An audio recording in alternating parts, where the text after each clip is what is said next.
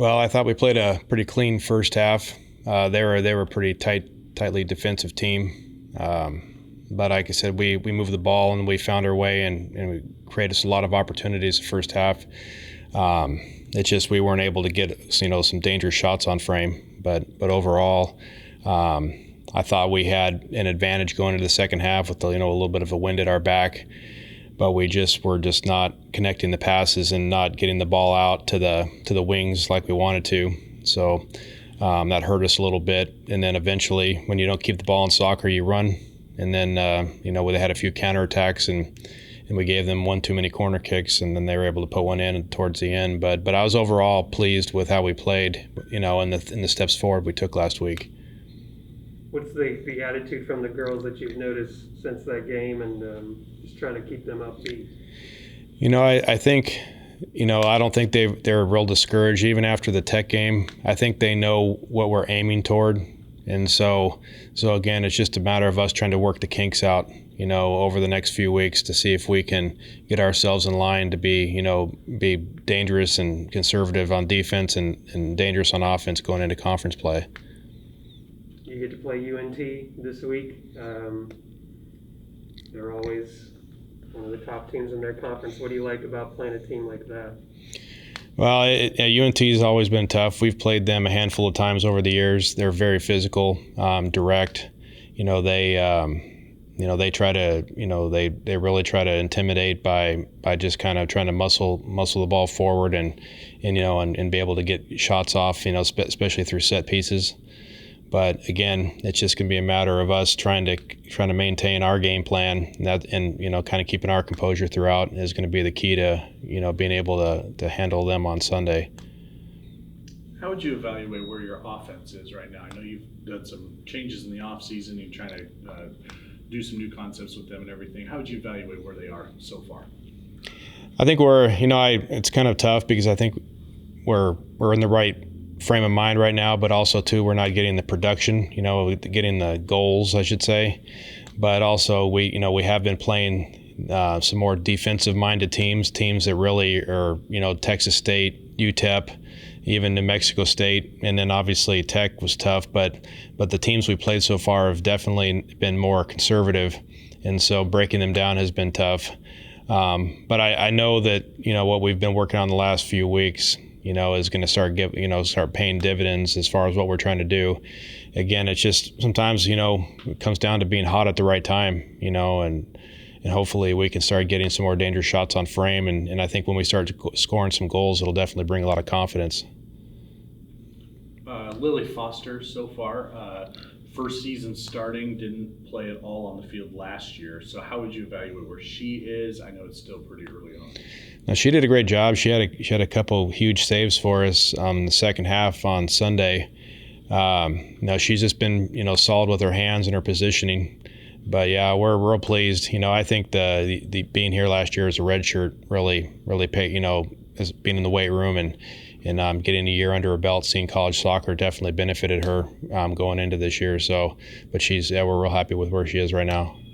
How was it to play at home in front of the home crowd that was making quite a bit of noise, it looked like, Sunday afternoon? No, it was good.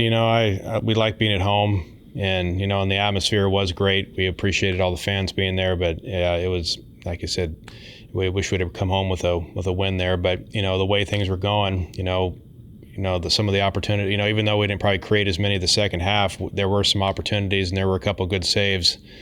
But I think that game definitely could have gone either way. Yeah, and just in terms of being at home, right? We talked about it last week about how you guys have this stretch where you're home until through the first week of October. How important is this stretch to you to capitalize on getting these wins at home before you have to go back out on the road to get some momentum going? Well, it is important because we know what it feels like to be on the road. It does play an effect on your mind and body a little bit. So we want to be able to take advantage of that. The teams are coming in here, and especially traveling in from far places.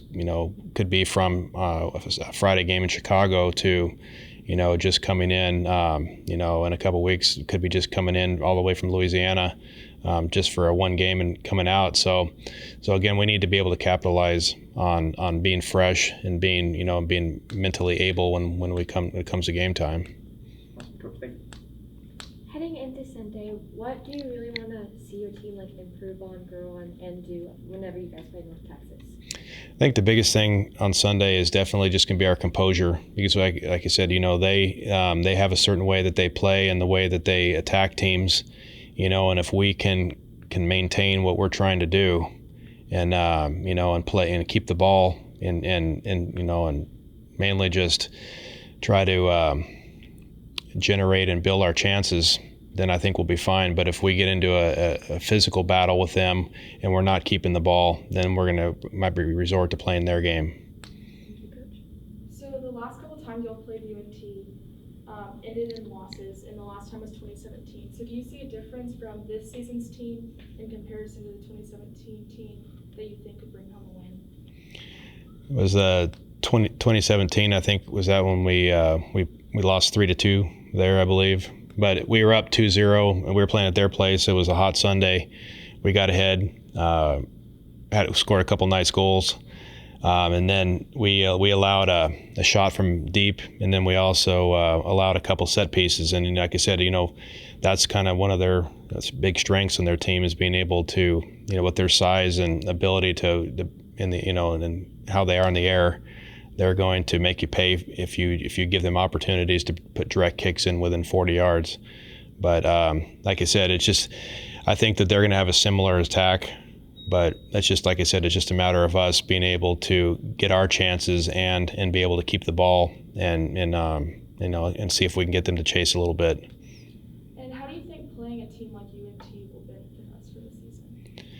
Well, I think all these different teams that we've played so far have given us a pretty wide range of defenses and attacks. So I think that it'll just kind of, everything we do, put it in the memory bank and be able to use it as a reference point for the teams we're going to play in conference. Because like I said, all these teams we're playing right now will be a great preparation for us as we get into conference play. Yeah, and you said that they were an aggressive offensive team. So how do you plan to keep it out of their reach? Well, we need to be able to clear the ball. We need to be, brave in the air. When our keeper needs to come out, punch the ball, catch the ball, and then when we get the ball out, we need to keep it and build it up the field and see if we can and keep them away from, just kind of playing a direct game with them. But I think that's really about the way that most teams are going to try to attack them. Is if you can't play their game, you got to play a different game that'll get them to chase a little bit. Yeah, and last one for me is, what was one thing that you said to your players to prepare them for this game? We talked yesterday about kind of what to expect, and also too just knowing that the kind of thinking about the right mentality, definitely a physical mentality going into Sunday's game, and also maintaining that composure. That's going to be the key. Is if it's a physical game, are we going to retaliate and give them cheap fouls on our defensive third? So that's going to be the key part, is about keeping our head and being able to like I said, just kind of keep an even keel mind about how we approach things. One more. It's been a little unique so far in September, where you're playing once a week instead of having multiple games throughout the week. Have you seen? Is that a benefit, or is there a downside to that, where you're only playing once every? Well, I think it could be a benefit and one thing I like sometimes about the 2 weekend games is, sometimes you can get back on the horse and you can kind of get yourself going and get yourself in a rhythm. Playing one game a week can be a little bit long in between games, but it does help with possibly the injury factor, which we like. But like I said, I can't say either way. Like I said, it can disrupt the rhythm, but it also has been able to keep us healthier. And it wasn't definitely by choice. It was just a lot of how we scheduled the games this year was kind of had a lot to do with schedule rearrangements of what happened in 2020 and 21. But it just so happened that way. But like I said, I'm not disappointed in overall how things came out in the schedule this year. And just one follow-up to that. So it's kind of bounce off of that. Obviously, scheduling, there's a lot that goes into that.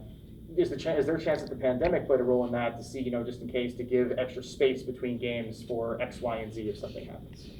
Last year, the teams that played in the fall, it's like the Big 12, they played one game a week. And I think it gave them that latitude to possibly push games to Saturday and Sunday. With us last year, just the way our conference is and the way we're aligned, we had our Friday, Sundays, but we did also have to push games here and there. We had to play 3 games in 5 days in the spring. So we got it done, but like I said, it was a challenge for everybody when we played the Southland Conference schedule in the spring.